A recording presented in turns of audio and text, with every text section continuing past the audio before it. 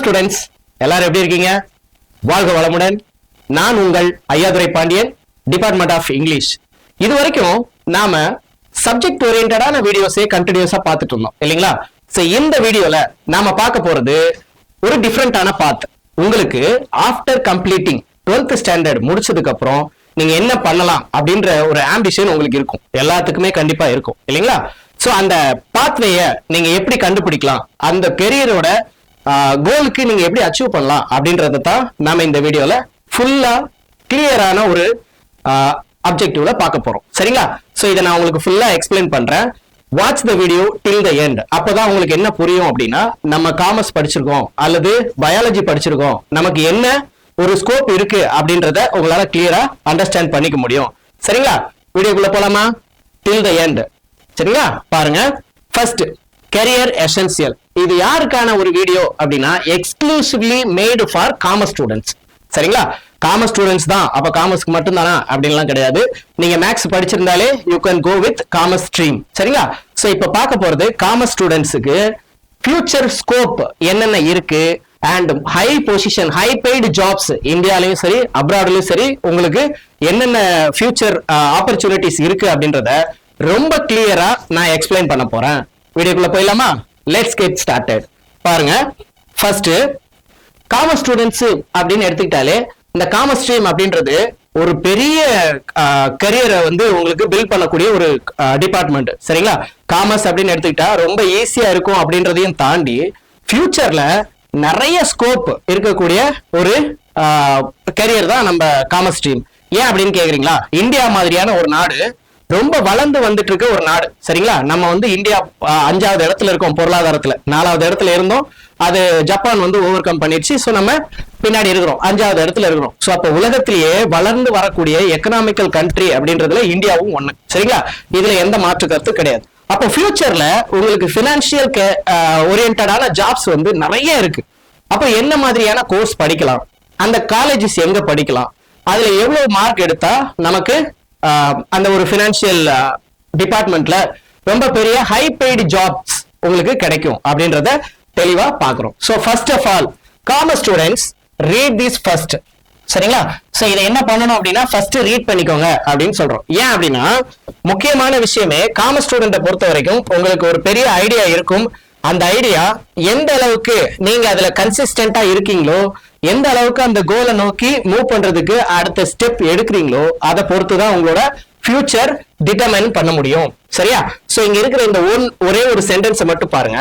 Top colleges do not decide your finance career. ஆக்சுவலா top காலேஜ்ல படிச்சா நமக்கு ஒரு பெரிய இடம் கிடைக்கும், பெரிய போஸ்டிங் கிடைக்கும் அப்படின்றது இங்க எதுவுமே உண்மை கிடையாது. சரிங்களா? நீங்க எந்த காலேஜ்ல வேணாலும் படிக்கலாம், எந்த யூனிவர்சிட்டியில வேணாலும் படிக்கலாம், எந்த நாட்டுல வேணாலும் படிக்கலாம். உங்களுக்கு என்னென்ன தேவை அப்படின்றது மட்டும் நீங்க கண்டிப்பா ஞாபகம் வச்சுக்கணும். First one, skills. What is skills? ஸ்கில்ஸ்னா என்ன?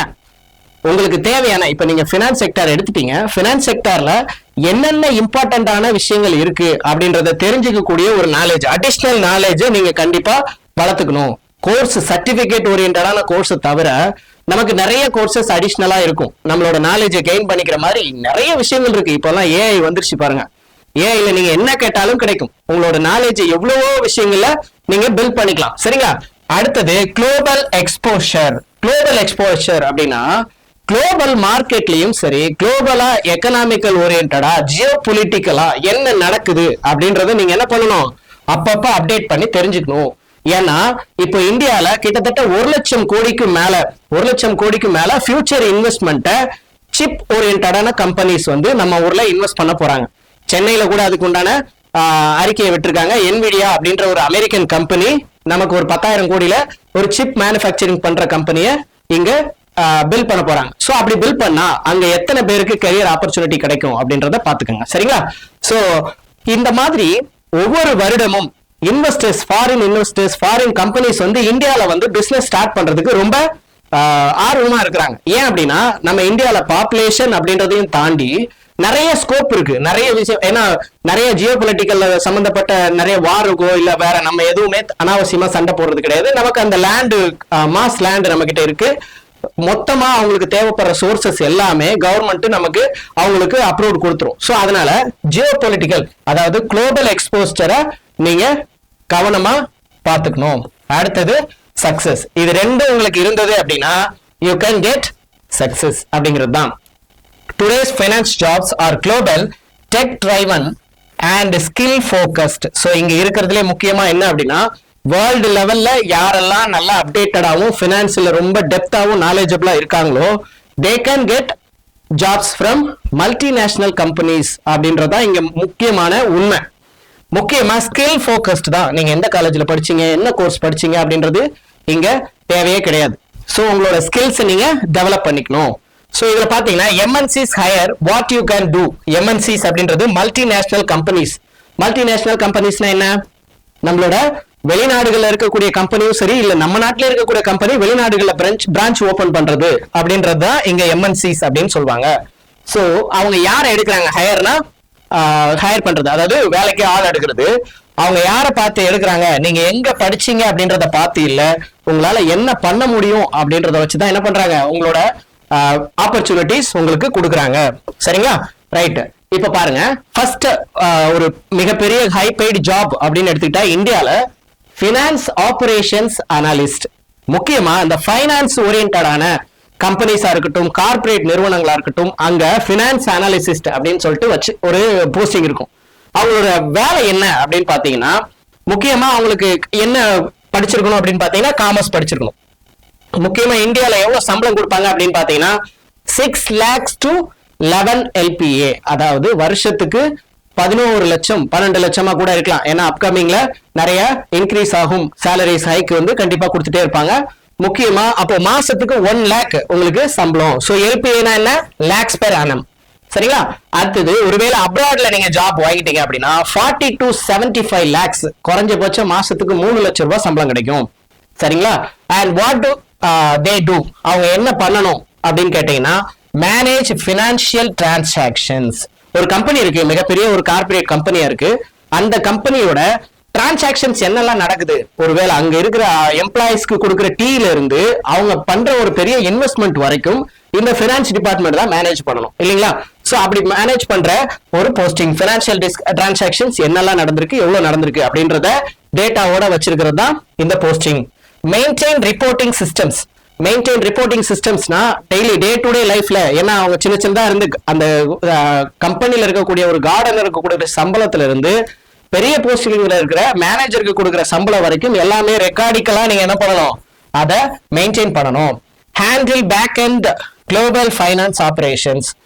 ஒருவேளை இந்தியன் கவர்மெண்ட் டாக்ஸ் ஏத்துறாங்க, இல்ல அமெரிக்கன் கவர்மெண்ட் கொஞ்சம் டாக்ஸ் இது பண்றாங்க அப்படின்னா அந்த டாக்ஸ் இன்க்ரீசஸ்னால அந்த கம்பெனிக்கு என்ன மாதிரியான டவுன் ட்ரெண்ட் இருக்கு அல்லது அப் ட்ரெண்ட் வருது அப்படின்றதையும் நீங்க தான் அதை மானிட்டர் பண்ணணும். ஸோ இந்த மாதிரி ஒர்க்ஸ் எல்லாத்துக்கும் இது ரொம்ப இம்பார்ட்டன்ட். அப்படி ஆகணும்னா நீங்க என்ன பண்ணணும் அப்படின்னு கேட்டீங்கன்னா, இந்த போஸ்டிங் வாங்குறதுக்கு, அதாவது ஃபினான்ஸ் ஆபரேஷன் அனாலிஸ்ட் ஆகணும் அப்படின்னா ஃபர்ஸ்ட் காமர்ஸ் ஒரு டிகிரி வேணும். சரிங்களா? காமர்ஸ்ல பிகாம் அல்லது கார்பரேட் செக்ரட்டரிஷிப் அந்த மாதிரி காமர்ஸ் ஓரியன்டான கோர்ஸ் நீங்க படிக்கணும். ERP and SAP tools, shared services, global capacity centres. ஆக்சுவலா சர்டிபிகேஷன் கோர்ஸா இருந்தாலும் சரி, ஸ்கில் டெவலப்மெண்ட் கோர்ஸா இருந்தாலும் சரி, நீங்க காமர்ஸ் டிகிரில இருந்து நூல் பிடிச்ச மாதிரி அடுத்தடுத்த ஸ்டெப்புக்கு நீங்க மூவ் பண்ணி போனீங்கன்னா யூ கேன் கெட் அப்படின்றது. இதுல பாருங்க, ideal for students who like structured system based finance work. நார்மலா நம்ம பணத்தை கையில வாங்கி எண்ணி போட்டுட்டு இருக்கிற சிஸ்டமே கிடையாது. ஸ்ட்ரக்சர்டாகவும் சிஸ்டம் பேஸ்டு ஃபினான்ஸ் ஒர்க்குக்காகவும் இந்த முக்கியமா இந்த பேங்கிங் செக்டர்லாம் பாத்தீங்கன்னா நீங்க ₹1 வித்ட்ரா பண்ணாலும் சரி, டெபாசிட் பண்ணாலும் சரி, அதுக்கு என்ன பண்ணணும், சிஸ்டம்ல அப்டேட் பண்ணி தெளிவா அதுக்கு நாம என்ன பண்ணிருக்கணும், நிறைய மெயின்டெனன்ஸ் வந்து கண்டிப்பா அதை டிஜிட்டலைஸ்டு ஒர்க்கா மெயின்டைன் பண்ணணும். அடுத்தது பாத்தீங்கன்னா பட்ஜெட் அனாலிசிஸ்ட். முன்னாடி காலத்துல இந்த பட்ஜெட் அப்படின்றது வந்து ஃபேமிலிக்குள்ள மட்டும்தான் இருந்துச்சு. ஃபேமிலியில வந்து பட்ஜெட் போட்டு வருமானத்துக்கு ஏற்ற மாதிரி செலவு அப்படின்ற மாதிரி பார்த்தாங்க. அண்ட் ஒவ்வொரு கம்பெனிஸ்க்கும் பட்ஜெட் அனாலிசிஸ் வந்து போடுவாங்க. இயர் ஆன் இயர் எந்த மாதிரி பட்ஜெட் எல்லாம் செலவாகுது, எந்த மாதிரி பட்ஜெட் எந்த மாதிரி அமௌண்ட் எல்லாம் நமக்கு இன்ஃப்ளோ அவுட்ஃப்ளோன்னு சொல்லுவாங்க. சரிங்களா? செலவு எவ்வளவு ஆகுது, வரவு எவ்வளவு ஆகுது அப்படின்றத மானிட்டர் பண்றதுக்கு பட்ஜெட் அனாலிசிஸ் அப்படின்ற ஒரு போஸ்டிங். ஸோ இதுக்கு காமர்ஸ் படிச்சிருக்கணும். அண்ட் சேலரி இந்தியாவில் வந்து 6 lakhs to 12 lakhs per annum. அதாவது குறைந்தபட்சமா உங்களுக்கு 50,000 இருந்து அதிகபட்சமா 1 லட்சம் ரூபாய் வரைக்கும் மாசம் சேலரியா கிடைக்கும். அப்ராட்ல பாத்தீங்கன்னா 40 to 80 LPA, அதாவது 1 லட்சம் ரூபாய் வரைக்கும் அப்ராட்ல பாத்தீங்கன்னா கிட்டத்தட்ட மாசத்துக்கு 2 லட்சம் 3 லட்சம் வரைக்கும் இங்க கிடைக்குது. அதாவது அவங்களோட ஒர்க் என்ன, ப்ரிப்பேர் கம்பெனி பட்ஜெட்ஸ். ஒரு கம்பெனி இருக்கு, அந்த கம்பெனி ஒரு மாசத்துக்கு இவ்வளவுதான் செலவு பண்ணணும், ஒரு வருஷத்துக்கு இவ்வளவுதான் செலவு பண்ணணும், அவங்க இவ்வளவு இன்வெஸ்ட் பண்ணணும், இவ்வளவு இன்கம் பண்ணணும். ஸோ இன்கமுக்கும் செலவுக்கும் இடையில உண்டான வேரியேஷனை பட்ஜெட் பிளான் பண்ணி அதுக்கு ஏத்த மாதிரியான பட்ஜெட் பிளானை கொடுக்கறது தான் நம்ம இந்த பட்ஜெட் அனாலிஸ்டோட வேலை. ட்ராக் எக்ஸ்பென்சஸ், அதுதான் முக்கியமா நம்ம வரவு இன்கம் எவ்வளவு இருக்கு, இன்வெஸ்ட்மெண்ட் எவ்வளவு இருக்குன்றதை தாண்டியும் ஃபர்ஸ்ட் நீங்க பட்ஜெட்டுக்கே தேவைப்படுற ஒரு விஷயம் என்ன அப்படின்னா எக்ஸ்பென்சஸை ட்ராக் பண்றது. சின்ன சின்ன செலவுகளையும் நம்ம மானிட்டர் பண்ணா மட்டும்தான் நம்மளால அந்த கம்பெனியை growthக்கு கொண்டு போக முடியும். ஸோ அப்படிப்பட்ட ஒரு ரொம்ப இம்பார்ட்டன்டான போஸ்டிங் தான் இந்த budget analyst. Improve cost efficiency. So ஒருவேளை நம்ம வரவுக்கு ஏற்றதை விட அதிகமா செலவு பண்றோம் அப்படின்னா அதை எப்படி எங்கெல்லாம் அதை ரெடியூஸ் பண்ணலாம், எப்படி எல்லாம் அந்த பட்ஜெட்டை நம்ம லிமிட்டுக்குள்ள கொண்டு வரலாம் அப்படின்ற பிளான் ஸ்ட்ராட்டஜி போடுறது எல்லாமே இந்த ஒர்க் இவங்களோட வேலை. என்ன படிச்சிருக்கணும்? பிகாம் பிபிஏ, பேச்சுலர் ஆஃப் நம்ம பிபிஏ என்ன பேச்சுலர் ஆஃப் பிசினஸ் அட்மினிஸ்ட்ரேஷன் அது படிச்சிருக்கலாம். பிகாம் காமர்ஸ் படிச்சிருக்கலாம். ஸோ அதுக்கடுத்து cost control and planning skills, இதுவும் நம்ம தனியா ஸ்கில்ஸ் டெவலப் பண்ணிக்கணும். கார்பரேட் ஃபைனான்ஸ் டிபார்ட்மெண்ட்ல நாம எந்த கார்பரேட் கம்பெனில கூட ஃபைனான்ஸ் டிபார்ட்மெண்ட் எவ்வளவு பெரிய கம்பெனியா இருந்தாலும் அங்க ஒரு ஃபைனான்ஸ் டிபார்ட்மெண்ட் இருக்கும், அக்கௌண்ட்ஸ் டிபார்ட்மெண்ட் இருக்கும். அந்த டிபார்ட்மெண்ட்ல நாம இந்த மாதிரி ஜாப்ஸ்க்கு அப்ளை பண்ணி ஜாயின் பண்ணிக்கலாம். பெர்ஃபெக்ட் பிளானர்ஸ், முக்கியமா decision makers and perfect planners. முக்கியமா சின்ன சின்ன விஷயத்த கூட பிளான் பண்ணி பண்றவங்களுக்கு இந்த மாதிரியான ஜாப் ரொம்ப சூட்டபிளா இருக்கும். சின்ன விஷயத்த கூட இப்ப நீங்க படிக்கவே செய்றீங்க அப்படின்னா நான் 1/2 மணி நேரம் 2 மார்க் கொஸ்டின் படிப்பேன், 1 மணி நேரம் 5 மார்க் கொஸ்டின் படிப்பேன் அப்படின்ற ஒரு பக்காவான ஸ்ட்ராட்டஜியோட படிக்கிறீங்க இல்லையா, அந்த மாதிரி ஆட்களுக்கு இந்த போஸ்டிங் ரொம்ப சூட்டபிளா இருக்கும். அடுத்தது பாருங்க, accounting advisory analyst. So accounting advisory analyst இவங்களும் காமர்ஸ் படிச்சிருக்கணும். அண்ட் மோஸ்ட்லி ஒரு லேக் இந்தியாவில் சேலரியா இருக்கும் மந்த்லி. அண்ட் அதே மாதிரி 45 to 85 LPA அப்ராட்ல கிடைக்கும். அவங்களோட ஒர்க் என்ன? அட்வைஸ் கம்பெனிஸ் ஆன accounting standards.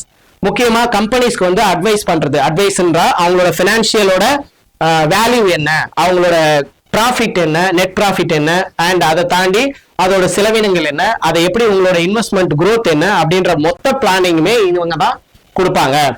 Ensure compliance and reporting accuracy. Accuracy அப்படின்னா முக்கியமா அவங்களோட பிளானிங்ல ஒரு மிஸ்டேக் கூட வராத அளவுக்கு, அதாவது ஒரு சின்ன தவறுதல் கூட வராத அளவுக்கு அக்யூரேட்டா அவங்களுக்கு பிளான் பண்ணி கொடுக்கறது தான் இவங்களோட வேலை.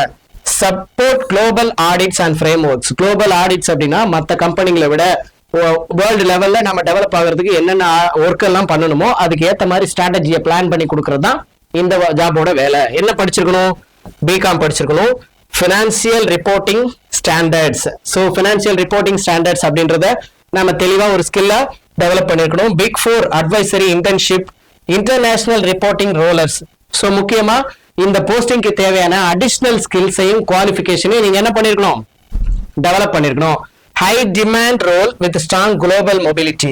குளோபல் மொபிலிட்டினா ஒண்ணு இல்ல, ஒரு கம்பெனி பல நாடுகள்ல அதோட பிரான்ச்சஸ் ஓபன் பண்றாங்க அப்படின்னா எல்லா நாடுகள்ல இருக்கக்கூடிய கம்பெனியும் ஒரு பினான்ஸ் டிபார்ட்மெண்ட் வச்சு மேனேஜ் பண்ண முடியாது.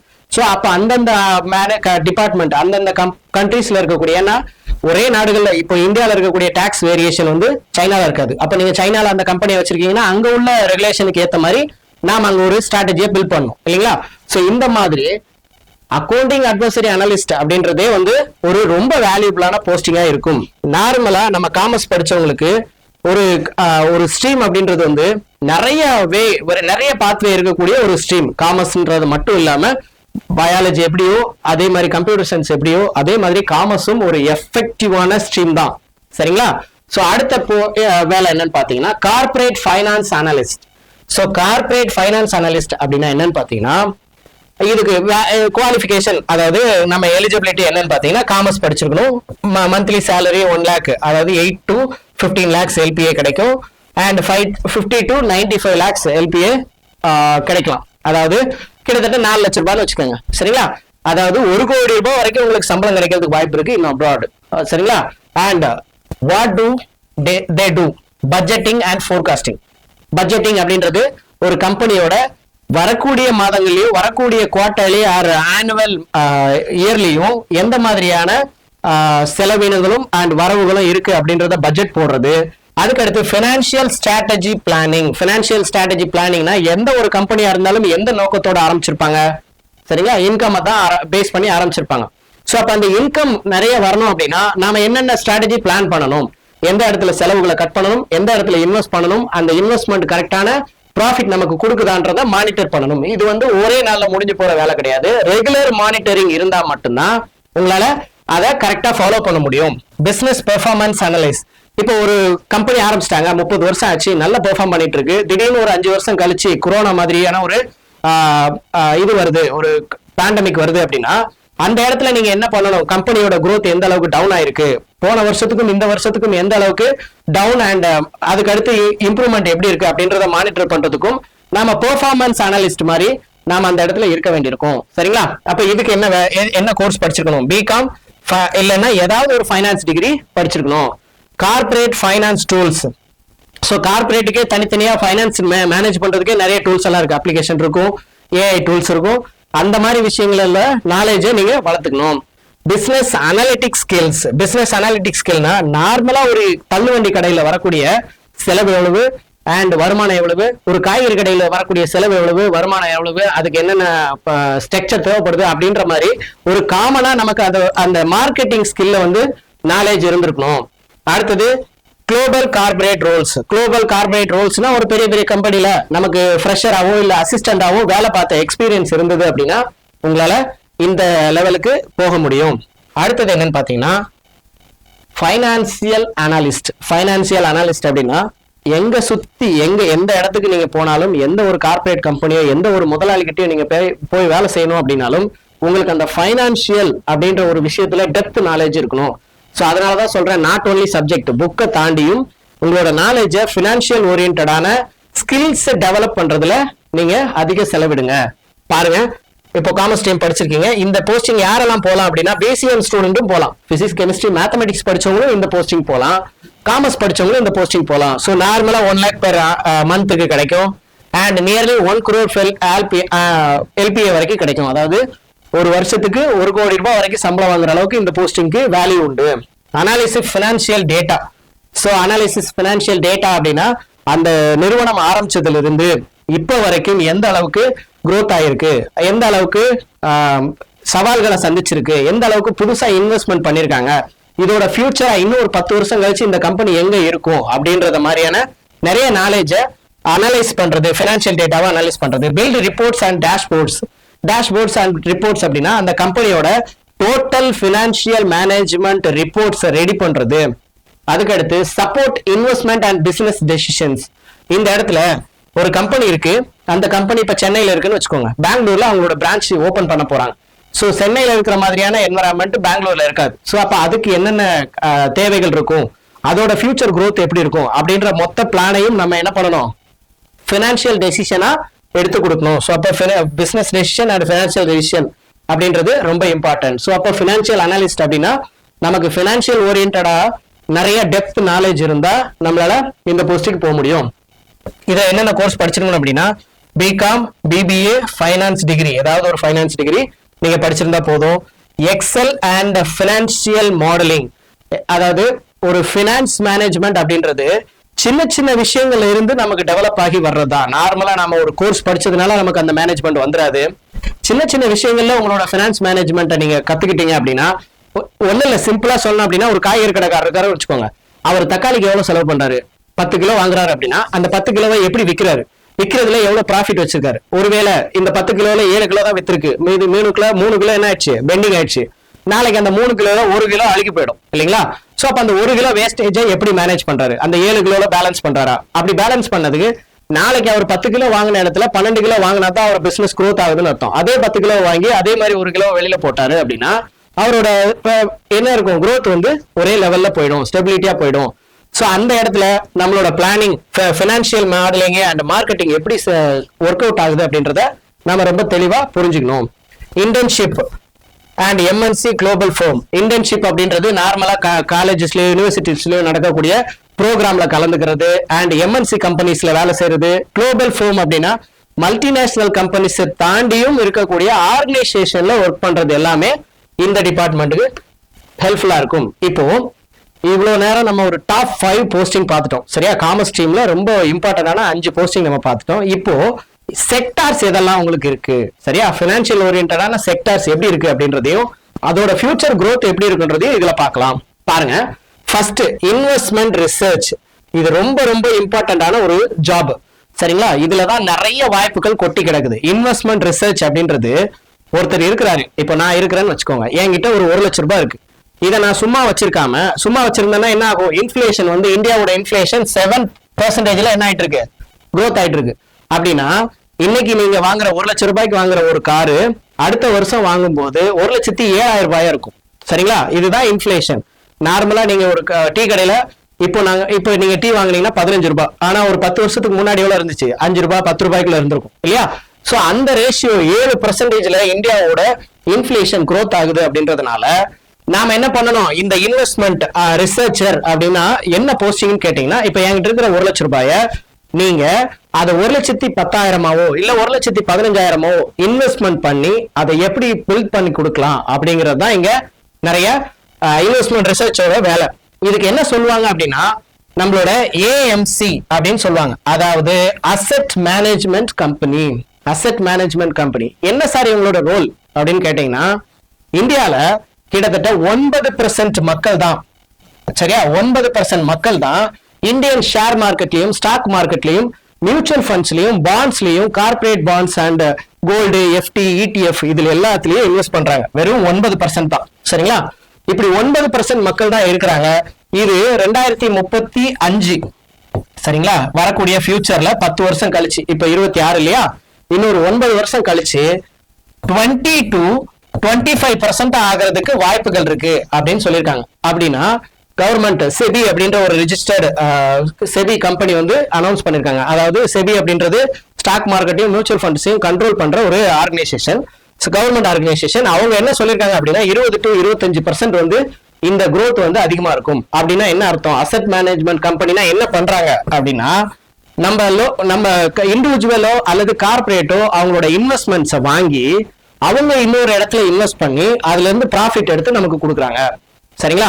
சோ இந்த share market and mutual funds எப்படி ஒர்க் ஆகுது அப்படின்னு எடுத்துக்கிட்டீங்கன்னா அதுல இன்னும் உங்களுக்கு நிறைய ஆப்பர்ச்சுனிட்டிஸ் இருக்கு. ஏஎம்சி கம்பெனிஸ்ல இந்த கம்பெனி இருக்குன்னு வச்சுக்கோங்க, டோட்டலா மொத்தமா 52 கம்பெனி இது வரைக்கும் இருக்கு. ஏஎம்சி அப்படின்னு பாத்தீங்கன்னா 52 கம்பெனிஸ் இருக்கு. அவங்க கிட்ட நிறைய ஃபண்ட்ஸ் இருக்கு, ஃபண்ட் மேனேஜர் இருக்காங்க, அவங்களுக்கு கீழே வேலை செய்றாங்க. சோ அப்ப இதோட ஃபியூச்சர் ஸ்கோப் எப்படி இருக்கும் அப்படின்னா 1 லட்சம் பேருக்கு மேல தேவைப்படுவாங்க சரிங்களா. 1 லட்சம் பேருக்கு மேல பினான்சியல் அனாலிஸ்ட் மட்டும் தேவைப்படுவாங்க ஃபியூச்சர்ல இன்னும் ஒரு 10 வருஷத்துக்குள்ள. சோ அப்ப நீங்க காமர்ஸ் முடிச்சுட்டு அதோட நாலேஜ் நீங்க growth பண்ணிக்கிட்டீங்க அப்படின்னா உங்களால லேக்ஸ் கணக்குல சம்பாதிக்க முடியும் சரிங்களா. சோ அப்ப இது எப்படி ஒர்க் ஆகுது, ஸ்டாக் மார்க்கெட்னா என்ன, அதுல என்ன இன்வெஸ்ட்மெண்ட் பண்றாங்க, ஒரு கம்பெனி எப்படி பெர்ஃபார்ம் பண்ணுது, அண்ட் அது வந்து எவ்வளவு தூரத்துக்கு இன்வெஸ்ட்மெண்ட் growth கொடுக்குது அப்படின்றத பத்தின டெப்த் நாலேஜ் நீங்க வளர்த்துக்கிட்டீங்க அப்படின்னா you can get jobs from stock மார்க்கெட்டையும் தாண்டி ஒரு கார்பரேட் கம்பெனியா இருக்கு. இப்ப நான் ஒரு கம்பெனி வச்சிருக்கேன்னு வச்சுக்கோங்க, நான் வந்து ஒரு பவர் செக்டர், ஒரு பவர் எனர்ஜி கம்பெனி வச்சிருக்கேன், அதாவது காற்றாலைன்னு சொல்லுவாங்க, விண்மில் கம்பெனி வச்சிருக்கேன்னு வச்சுக்கோங்க. நான் ஆந்திரால போயிட்டு ஒரு இன்வெஸ்ட்மெண்ட் பண்ண போறேன் அப்படின்னு சொல்றேன். ஆந்திரால போயிட்டு இன்வெஸ்ட்மெண்ட் பண்ண போறேன்னா அங்க எவ்வளவு செலவாகும், அங்க உள்ள காலநிலைகளுக்கு ஏத்த மாதிரி நம்மளால ப்ராஃபிட் பண்ண முடியுமா அப்படின்ற மொத்த ஸ்ட்ராட்டஜியும் வகுத்து கொடுக்கறது யாரு, நீங்களா தான் இருக்கும் சரிங்களா. சோ அப்ப இது ஒரு வகையான போஸ்டிங்ன்றதை தாண்டி இது ஒரு வகையான கரியர் டிபார்ட்மெண்ட்னே வச்சுக்கலாம். ஏன்னா ஸ்டாக் மார்க்கெட்டை பொறுத்த வரைக்கும் அது ஒரு பெரிய கடல்னு சொல்லுவாங்க. அவ்வளவு பேர் அதுல ப்ராஃபிட்டும் பண்றாங்க, லாஸும் பண்றாங்க. ஆனா அதுக்கு ஒரு ப்ராப்பர் பிளான் இல்லாம நம்மளால பண்ண முடியாது. ரெண்டாவது எடுத்துக்கிட்டீங்கன்னா ஃபின்டெக் ப்ராடக்ட் ஸ்ட்ராட்டஜி. ஃபின்டெக்னா என்ன, நீங்க ஒரு காமர்ஸ் ஸ்டூடெண்டா இருக்கீங்க இல்லையா, அப்ப ஃபின்டெக்னா என்னன்னு தெரிஞ்சிருக்கணும்.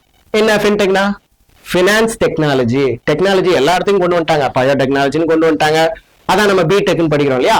டெக்னாலஜி அப்படின்றது இல்லாத இடமே கிடையாது, டெக்னாலஜி இல்லாத எந்த இடமும் கிடையாது சரிங்களா. சோ அப்போ ஃபைனான்ஸை மட்டும் விட்டு வைப்பாங்களா, ஃபின்டெக் ஃபினான்சியல் டெக்னாலஜி அப்படின்னு கொண்டு வந்துட்டாங்க. ப்ராடக்ட் ஸ்ட்ராட்டஜி என்ன சார் இது, ஃபின்டெக் ப்ராடக்ட் ஸ்ட்ராட்டஜினா என்ன அப்படின்னு கேட்கலாம் சரிங்களா.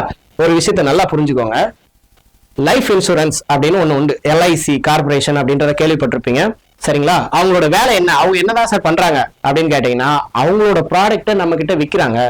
லைஃப் இன்சூரன்ஸ் வேலை என்ன, என்கிட்ட நீ இன்சூரன்ஸ் போட்டீங்கன்னா ஒரு 20 வருஷம் கழிச்சு நான் உனக்கு 10 லட்சம் ரூபாய் தருவேன் அப்படின்னு ஒரு ப்ராடக்ட்டை நம்ம கிட்ட விற்கிறாங்க. இப்ப நீங்க ஒரு பைக் வாங்குறீங்க, ஒரு கார் வாங்குறீங்க, அந்த காருக்கு என்ன பண்ணுவாங்க? இன்சூரன்ஸ் போடுவாங்க. என்ன இன்சூரன்ஸ் அது? அவனோட ஒரு ப்ராடக்ட நீங்க வாங்குறீங்க, அந்த காருக்கு ஏதாவது ஒண்ணு ஆச்சுன்னா அவன் திரும்ப அதுக்கு ஏத்த மாதிரி அமௌண்ட் கொடுக்குறான். சரிங்களா? சோ அப்ப இந்த மாதிரி ப்ராடக்ட கஸ்டமர்ஸ் கிட்ட கொண்டு போய் சேர்க்கறதுக்கு ஒரு ஸ்ட்ராட்டஜி வேணும் இல்லையா? நீங்க விளம்பரத்துல பார்க்கும்போது நிறைய கம்பெனிஸ் நிறைய இதுல இன்சூர் பண்ணுங்க, அதுல இன்சூரன்ஸ் போடுங்க, இதுல இன்வெஸ்ட் பண்ணுங்க, அதுல அதாவது நிறைய ப்ராடக்ட நம்ம கிட்ட சேல் பண்றதுக்கு ட்ரை பண்றாங்க. அதுக்கு உண்டான ஸ்ட்ராட்டஜியை பில்ட் பண்ணி கொடுக்கறதா இவங்களோட வேலை. சரிங்களா? சோ அப்ப குளோபல் ப்ராடக்ட் ஃபின்டெக் கம்பெனிஸோட இன்வெஸ்ட்மெண்ட் ஸ்ட்ராட்டஜியை நம்ம கஸ்டமர் கிட்ட கொண்டு வந்து சேர்க்கறது இந்த வேலை. ESG portfolio management. ESGனா என்ன? Environmental, social, governance portfolio management. ஆக்சுவலா ஒரு கம்பெனி இருக்கு, அந்த கம்பெனி சென்னையில ஒரு இடத்துல போய் ஒரு பிரான்ச் ஓபன் பண்ணணும்னு நினைக்கிறாங்க. அந்த இடத்துல இருக்கக்கூடிய மக்கள் அதாவது லோக்கல் பீப்புள், அங்க இருக்கக்கூடிய டாக்ஸ், அந்த இடம், அப்புறம் அந்த லோக்கல் ரூல்ஸ் என்ன, இது எல்லாத்தையும் கத்துக்கணும். நான் சென்னைன்னு உங்களுக்கு நமக்கு தெரிஞ்ச விஷயமா சொல்லிட்டேன். இதே நீங்க போயிட்டு நியூசிலாந்துல இந்த கம்பெனி ஓபன் பண்றீங்க, அப்ப அங்க உள்ள கவர்மெண்டோட ரூல்ஸ் வேற மாதிரி இருக்கும், அங்க உள்ள என்விரான்மெண்ட் வேற மாதிரி இருக்கும், அங்க உள்ள வின்டர் சீசன்லயோ அல்லது சம்மர் சீசன்லயோ இருக்கக்கூடிய எல்லா விதமான பிளானையும் அனலைஸ் பண்ணி அந்த போர்ட்ஃபோலியோ கிரியேட் பண்ணி கொடுக்கறது தான் இவங்களோட வேலை. சரிங்களா? அடுத்தது பாத்தீங்கன்னா ரிஸ்க் மாடலிங். ரிஸ்க் மாடலிங் அப்படின்னா நார்மலா ஒரு கம்பெனி இருக்கிறாங்க, அந்த கம்பெனி போயிட்டு திடீர்னு ஏதாவது ஒரு இடத்துல போய் நான் போய் ஒரு கம்பெனி ஓபன் பண்றேன் அப்படின்னு சொன்னாங்க. இப்ப நான் ஒரு கம்பெனி வச்சிருக்கேன், என்னோட கம்பெனியை நான் போய் ஸ்ரீலங்கால ஓபன் பண்றேன் அப்படின்னு எடுத்துக்கோங்க. சோ அங்க நான் எடுக்கக்கூடிய ரிஸ்க், நான் இப்ப வந்து ஒரு 10 லட்ச ரூபாய் போட்டு அந்த கம்பெனி ஓபன் பண்றேன் அப்படின்னா அந்த 10 லட்ச ரூபாய் ரிஸ்க் இல்லாம எனக்கு அது குரோத்தா இருக்குமா, அந்த கம்பெனி அங்க ஆரம்பிச்சா நல்லா இருக்குமா, நல்லபடியா ஓடுமா, அண்ட் அதே மாதிரி நம்மளோட கரன்சியோட மதிப்பும் ஸ்ரீலங்கன் கரன்சியோட மதிப்பும் வேரியேஷன் இருக்கும். கிராஸ் பார்டர் M&A அப்படின்னா என்ன? கிராஸ் பார்டர் M&Aனா மெர்ஜிங் அண்ட் அக்விசிஷன் அப்படின்னு சொல்லுவாங்க. அதாவது ஒரு கம்பெனி இருக்காங்க, அந்த கம்பெனி ஃபாரின் கம்பெனியா கூட இருக்கலாம். சரிங்களா? இங்க உள்ள லோக்கல் கம்பெனியை விலைக்கு வாங்கி அவங்களோட கம்பெனி ப்ராடக்டை இங்க விற்கிறது. சாம்பிளுக்கு சொல்லணும்னா வால்மார்ட் அப்படின்ற ஒரு அமெரிக்கன் கம்பெனி, இங்க நம்ம கிட்ட இருக்கிற அந்த பிளிப்கார்ட் அப்படின்ற ஒரு கம்பெனி உங்களுக்கு எல்லாத்துக்குமே தெரிஞ்சிருக்கும். அது ஒரு காமர்ஸ் பிசினஸ்ல ரொம்ப ஃபேமஸா இருக்கக்கூடிய ஒரு கம்பெனி. அமேசான் டைரக்டா நம்ம இந்தியால வந்து அமெரிக்கன் கம்பெனியாவே உள்ள வந்துட்டாங்க. பட் ஆனா வால்மார்ட் என்ன பண்ணாங்க அப்படின்னா, பிளிப்கார்ட் நல்லா போயிட்டு இருக்கு, காமர்ஸ் பிசினஸ்ல சூப்பரா பண்ணிட்டு இருக்காங்க அப்படின்றதுனால அமெரிக்காவோட வால்மார்ட் கம்பெனி என்ன பண்ணிட்டாங்க, பிளிப்கார்ட்டை விலைக்கு வாங்கிட்டாங்க. அப்படி விலைக்கு வாங்கினது மட்டும் இல்லாம அவங்களுக்கு அங்க என்ன ரூல்ஸ் அண்ட் ரெகுலேஷன் இருக்கோ அதை என்ன பண்றாங்க, இங்க உள்ள பிளிப்கார்ட்ல அதை இம்ப்ளிமெண்ட் பண்றாங்க இல்லைங்களா? சோ அதை தான் இங்க என்ன சொல்றாங்க அப்படின்னா மெர்ஜ் அண்ட் அக்விசிஷன் அப்படின்னு சொல்றாங்க. ஒண்ணு புது கம்பெனியே தொடங்கலாம், அப்படி இல்லைன்னா இங்க இருக்கக்கூடிய ஒரு கம்பெனியை அவங்களோட கண்ட்ரோலுக்குள்ள கொண்டு வரலாம். சோ அப்ப கிராஸ் பார்டர் அப்படின்னா வேற வேற மல்டிநேஷனல் கம்பெனியாவோ கார்பரேட் பெரிய கம்பெனியாவோ மாறுறதுக்கு உண்டான வழிகள் இந்த ஃபார்முலால ஃபாலோ பண்ணுவாங்க. சரிங்களா? சோ அப்படி போகும்போது இப்போ அமெரிக்கால இருந்து வால்மார்ட் வந்து பிளிப்கார்ட்டை வாங்கிட்டாங்க. ஆனா பிளிப்கார்ட்ல வேலை செய்யறவங்க என்ன பண்ணுவாங்க, இந்தியன்ஸா இருக்காங்க, அமெரிக்காக்காரங்களே கொண்டு வந்து போட்டுருவாங்களா அப்படின்னா கிடையவே கிடையாது. சோ அப்ப ஒவ்வொரு கண்ட்ரிலையும் இவங்க பிசினஸ் எக்ஸ்பேண்ட் பண்ணும்போது அந்த கம்பெனில அந்த நிர்வாகத்துக்கு கீழே வரக்கூடிய பீப்புள், அந்த லோக்கல் பீப்புளை தான் அப்பாயிண்ட் பண்ணுவாங்க இல்லைங்களா? சோ அப்படி ஒரு புதுசான நாலேஜாவும் புதுசான கம்பெனிஸ்லயும் நீங்க ஒரு ஹை போஸ்டிங்ல போய் உட்கார்றதுக்கு உண்டான வாய்ப்புகள் அதிகமா இருக்கு. அப்போ உங்களுக்கு தான் தெரியும். சரிங்களா? இப்ப வால்மார்ட் கம்பெனி வந்து அவங்களோட சிஇஓவோ இல்ல ஓனரோ நேரா வந்து பிளிப்கார்ட்ல உட்கார மாட்டாங்க. அப்ப பிளிப்கார்ட்டுக்கு யார் போடுவா, இங்க ஒருத்தர் இருப்பாரு, அவர் தான் சிஇஓவா இருப்பாரு அல்லது டைரக்டரா இருப்பாரு, ஒவ்வொரு செக்ஷனுக்கும் ஒவ்வொரு இன்சார்ஜ் இருப்பாங்க. அந்த மாதிரி கம்பெனிஸை மெர்ஜ் பண்ணும்போது நடக்கக்கூடிய வேலை வாய்ப்புகள்ல அதிகமான ஆப்பர்ச்சுனிட்டி உங்களுக்கு இதுல கிடைக்கும். அடுத்தது பாத்தீங்கன்னா இன்டர்நேஷனல் காம்ப்ளியன்ஸ் அட்வைசரி அப்படின்னா இன்டர்நேஷனல் லெவல்ல வேற வேற கண்ட்ரீஸ்ல உள்ள நாலேஜபிள் பர்சனா இருந்தீங்க அப்படின்னா, இப்ப எக்ஸாம்பிள் பாத்தீங்கன்னா இந்தியால இருக்கக்கூடிய டாக்ஸேஷன், லேபர் எத்தனை பேருக்கு எவ்வளவு லேபர் கிடைப்பாங்க அப்படின்னு சொல்லியோ, அல்லது பாகிஸ்தான்ல இருந்து லேபர்ஸ் வந்தா எவ்வளவு கிடைப்பாங்க, இல்ல பாகிஸ்தான்ல லேபர் சார்ஜ் எவ்வளவு அப்படின்ற மாதிரியான ரொம்ப டெப்த் நாலேஜ் ஒவ்வொரு கண்ட்ரீஸை பத்தி உங்களுக்கு இருந்துச்சு அப்படின்னா இந்த மாதிரி அட்வைசரி டிபார்ட்மெண்ட்ல உங்களுக்கு வேலை கிடைக்கும். சரிங்களா? முக்கியமா பினான்ஸ் செக்டர் நீங்க படிக்கிறீங்க அப்படின்னா அந்த பினான்ஸ் செக்டர்ல நீங்க ரொம்ப டெப்த் நாலேஜை வளர்த்துக்கணும். அப்படி வளர்த்துக்கிட்டீங்க அப்படின்னா சிம்பிளா சொல்லணும்னா காமர்ஸ் ஸ்டூடெண்ட் அப்படின்னா நாட் ஓன்லி தியரி பேப்பர் படிச்சா மட்டும் நமக்கு காமர்ஸ் நாலேஜ் வளர்ந்துராது. என்ன பண்ணணும், ஒரு பிசினஸ் இருக்கு, அந்த பிசினஸ் எப்படி வேலை செய்யுது, அந்த பிசினஸ்க்கு சோர்ஸ் எங்க இருந்து எடுக்கிறாங்க, அதுக்கு யாரெல்லாம் கஸ்டமர்ஸ், இப்போ இந்த பிசினஸ் ஸ்டார்ட் பண்ணிட்டீங்க, இது எவர் கிரீன் பிசினஸா இல்ல சீசனல் பிசினஸா அப்படின்றதே உங்களுக்கு ஐடென்டிஃபை பண்ண தெரியணும். சரிங்களா? இப்ப எக்ஸாம்பிள் பாத்தீங்கன்னா மெடிக்கல் ஃபீல்டு இருக்கு. இந்த medical field year by year என்ன ஆயிட்டு இருக்கு, growth கொடுத்துட்டே இருக்கு. ஏன் அப்படின்னா வரக்கூடிய டிசீஸ் எல்லாத்துக்கும் பிரிகாஷன் நடவடிக்கையில இருந்து அதுக்கு ட்ரீட்மெண்ட் பண்றதுல இருந்து எல்லாமே மெடிக்கல் தான். சோ அப்ப மெடிக்கல் ஃபீல்டு இல்லாம எவர் கிரீன் பிசினஸ் மாதிரி அது. சரிங்களா? சோ அதை தாண்டி சர்வீஸ் ஓரியன்ட் பிசினஸா அண்ட் கஸ்டமர் ஓரியன்ட் பிசினஸா எஃப்எம்சிஜியா அப்படின்ற மாதிரியான எல்லா டெப்த் நாலேஜும் நீங்க அதுல தெரிஞ்சுக்கணும். ஆஸ் அ காமர்ஸ் ஸ்டூடெண்டா நீங்க என்ன பண்ணலாம் அப்படின்னா ஒரு சின்ன காய்கறி கடையில இருந்து கூட ஆரம்பிக்கலாம். அந்த சின்ன காய்கறி கடை எப்படி எல்லாம் ஒர்க் ஆகுது, மார்க்கெட்டிங் என்ன பண்றாங்க, அண்ட் அந்த காய்கறிக்கு எங்க இருந்து சோர்ஸ் பண்றாங்க. இப்போ நான் வந்து ஒரு காய்கறி கடை வைக்கிறேன், நான் என்ன பண்றேன், ஒரு ஹோல்சேல் டீலர் கிட்ட இருந்து அந்த காய்கறியை வாங்குறதுக்கும் டைரக்டா ஃபார்மர் கிட்ட இருந்து வாங்குறதுக்கும் என்ன டிஃபரன்ஸ் இருக்கு, அதுக்கு எவ்வளவு வேரியேஷன் இருக்கு அப்படின்ற மாதிரியான சின்ன சின்ன விஷயங்களையும் நீங்க அண்டர்ஸ்டாண்ட் பண்ணிட்டீங்கன்னா உங்களோட ஸ்கில் ஆட்டோமேட்டிக்கா என்ன ஆயிடும், டெவலப் ஆயிடும். சரிங்களா? சோ காமர்ஸ் ஸ்ட்ரீம் அப்படின்றது வேர்ல்டு வைடு நிறைய ஆப்பர்ச்சுனிட்டி இருக்கக்கூடிய ஒரு ஃபீல்டு தான். சரிங்களா? பாருங்க, இப்போ முக்கியமா இன்னும் இருக்கக்கூடிய, அதாவது நீங்க தெரிஞ்சுக்கக்கூடிய விஷயங்கள் என்ன அப்படின்னு பாத்தீங்கன்னா ஃபினான்ஸ் கேரியர்ஸ் அண்ட் சேஞ்சிங். ஆக்சுவலா ஃபினான்ஸ் கேரியர்ஸ் என்ன ஆகுது, சேஞ்ச் ஆயிட்டு இருக்கு. நான் தான் சொன்னேன் இல்லையா, இந்தியா வந்து 5th வேர்ல்டு எக்கனாமிக்ல 5th ஸ்டேஜ்ல இருக்கு. நம்ம ஃபாஸ்ட் க்ரோயிங் கண்ட்ரி அப்படின்னு சொல்லுவாங்க. ஏன் அப்படி சொல்றோம் அப்படின்னா முக்கியமா உலகத்திலே அதிக பாப்புலேஷன் கொண்டது நம்ம நாடு தான். இருக்கக்கூடிய உலகத்துல இருக்கக்கூடிய நிறைய கம்பெனிஸ், நிறைய ப்ராடக்ட்ஸ் எல்லாமே சேல் ஆகக்கூடியதும் நம்மளோட நாடு தான். ஏன்னா கன்சியூமர்ஸ் அவ்வளவு பேர் இருக்காங்க, கஸ்டமர்ஸ் அப்படின்னு சொல்லுவோம். அண்ட் நிறைய ப்ராடக்டை வாங்குறதுக்கு நம்ம ரெடியா இருக்கிறோம். ஸோ அப்ப இது ஒரு குளோபல் மார்க்கெட்டா ஆகிறதுக்கு நிறைய வாய்ப்புகள் இருக்கு. ஸோ அப்படி குளோபல் மார்க்கெட் ஆகணும் அப்படின்னா நீங்க உங்களோட என்னென்ன விஷயங்களை கத்துக்கணும் அப்படின்னா ஸ்கில்ல வந்து நிறைய வளர்த்துக்கணும், ஃபினான்ஸ் எப்படி எல்லாம் ஒர்க் ஆகுதுன்னு பாத்துக்கணும், அண்ட் அதை எப்படி அனலைஸ் பண்றது, எப்படி ஸ்ட்ராட்டஜி பிளான் பண்ணுது அப்படின்ற மாதிரி எல்லா விஷயத்தையும் பண்ணிக்கணும். அதையும் டெக்னாலஜி யூஸ் பண்ணி எப்படி அதை பிளான் பண்ணலாம் அப்படின்றத தெரிஞ்சுக்கணும். அதுக்கு உண்டான ஏஐ டூல்ஸ் என்ன, குளோபலி ரெகுலேட்டட், இது எல்லாமே குளோபலைசேஷன் ஆகும்போது வேர்ல்டு வைடா இருக்கக்கூடிய ஆப்பர்ச்சுனிட்டிஸ் என்ன, அந்த ஆப்பர்ச்சுனிட்டிஸ்க்கு என்னென்ன குவாலிட்டிஸ் தேவை, அந்த குவாலிட்டிஸும் ஸ்கில்ஸும் நம்ம கிட்ட இருக்கா, அப்படி இல்லைன்னா அதை எப்படி பில்ட் பண்ணிக்கலாம் அப்படின்ற மாதிரியான திங்கிங்ல நீங்க இருந்தீங்கன்னா உங்களால நிறைய விஷயத்துல நிறைய பினான்ஸ் டிபார்ட்மெண்ட்ல அச்சீவ் பண்ண முடியும். ஸ்டூடெண்ட்ஸ் என்ன பண்ணலாம் அப்படின்னா finance fundamentals. So finance fundamental நான் தான் சொன்னேன், ஃபினான்ஸ் எப்படி ஒர்க் ஆகுது. ஃபினான்ஸ்னா ஒன்றும் இல்லை, காசு 10 ரூபாய் இருக்கு அப்படின்னா அந்த 10 ரூபாய் எப்படி ஒர்க் ஆகுது. நீங்க 10 ரூபாய் கொடுத்து ஒரு டீ வாங்கலாம், இல்ல ஒரு வடை வாங்கலாம். அந்த வடை வாங்கினதுக்கு அப்புறம் அந்த மேனுஃபேக்சரிங் காஸ்ட் எவ்வளவு, 10 ரூபாய்க்கு 5 ரூபாய் தான் ஒரு வடை செய்யறதுக்காக, மீதி 5 ரூபாய் யாருக்கு லாபமா போகுது, அந்த கடைக்காரருக்கு. ஸோ அந்த கடைக்காரருக்கு போகுதுன்னா அவர் எவ்வளவு டாக்ஸ் கட்டுறாரு. ஸோ இந்த மாதிரி ஒரு செயின் இருக்கும் பாருங்க, இதை வந்து நீங்க இன்டெப்தா புரிஞ்சுக்கணும். அண்ட் அனாலிட்டிக் டூல்ஸ், நிறைய டூல்ஸ் யூஸ் பண்ணி எப்படி எல்லாம் இதை அனலைஸ் பண்ணலாம் அப்படின்றதையும் நீங்க கத்துக்கலாம். சிம்பிளா சொல்லணும் அப்படின்னா நீங்க இது எதையுமே டீ கடைக்கோ காய்கறி கடைக்கோ போய் பார்க்கணும்னு அவசியம் இல்லை, பக்கத்துலயே உட்காந்து பார்த்தாதான் கிடைக்கும் கிடையாது. இப்ப நார்மலா நீங்க ஏஐ இருக்கு இல்லையா, ஜெமினிலயோ சாட் ஜிபிடிலயோ பெர்ப்ளெக்சிட்டிலயோ அல்லது கோபைலட்லயோ நீங்க போட்டீங்க அப்படின்னா ஆட்டோமேட்டிக்கா how finance works in the market அப்படின்னு போடலாம். அண்ட் காய்கறி மார்க்கெட்டுக்கு என்ன தேவை, ஒரு சூப்பர் மார்க்கெட்டுக்கு என்னெல்லாம் தேவை, அதோட இன்ஃப்ளோ, கேஷ் இன்ஃப்ளோ எவ்வளவு, அவுட்ஃப்ளோ எவ்வளவு அப்படின்றத ஈஸியா நீங்க கத்துக்க முடியும். பினான்சியல் மாடலிங், இதை எப்படி எல்லாம் அவங்க மாடலிங் பண்றாங்க அண்ட் எப்படி எல்லாம் ரிஸ்க் மேனேஜ்மெண்ட் பண்றாங்க, அவங்களோட லாஸ்ல இருந்து எப்படி எல்லாம் தப்பிச்சுக்கிறாங்க அப்படின்ற விஷயத்தையும் உங்களால கேதர் பண்ணிக்க முடியும்.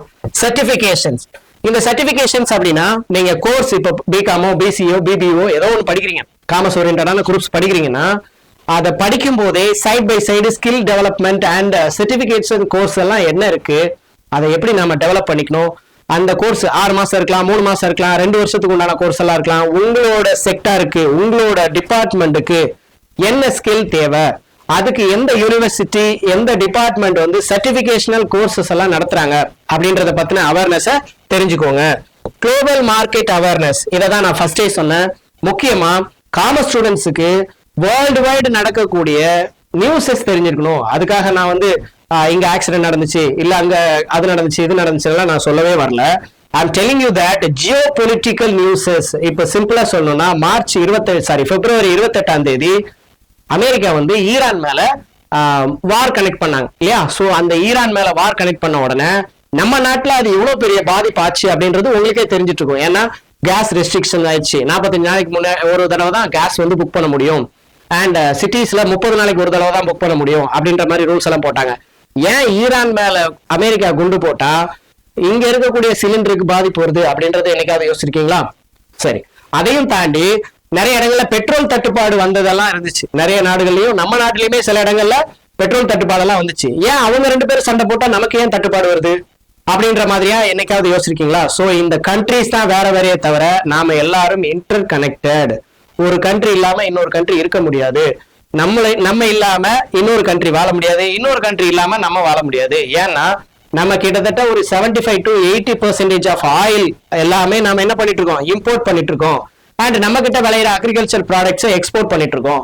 சோ இந்த மாதிரி விஷயங்கள் எல்லாத்தையும் நீங்க தெரிஞ்சுக்கணும். குளோபல் மார்க்கெட் அவேர்னஸ் அப்படின்னா குளோபல் லெவல்ல வேர்ல்டு வைடு ஏன் கோல்டு ரேட் ஏறுது, ஏன் அங்க சில்வர் ரேட் ஏறுது, அண்ட் அதை தாண்டி ஏன் மற்ற நாடுகள் எல்லாமே எக்கனாமிக்கல் லெவல்ல வீக்குன்னு சொல்றோம், அண்ட் நம்ம எவ்வளவு கடன் வாங்கியிருக்கோம் வேர்ல்டு பேங்க்ல அப்படின்ற மாதிரி ஜெனரலான நியூஸ் எல்லாத்தையும் நீங்க என்ன பண்ணிக்கணும், அப்டேட் பண்ணிட்டே இருக்கணும். அப்பதான் உங்களால என்ன பண்ண முடியும், அதுல ஒரு நாலேஜ் உங்களால வளர்த்துக்க முடியும். சோ அதனால பாத்துக்கோங்க, get better salaries, international mobility. So உலகம் சேஞ்ச் ஆயிட்டே இருக்கு, ஏஐ வேர்ல்டு வந்துருச்சு.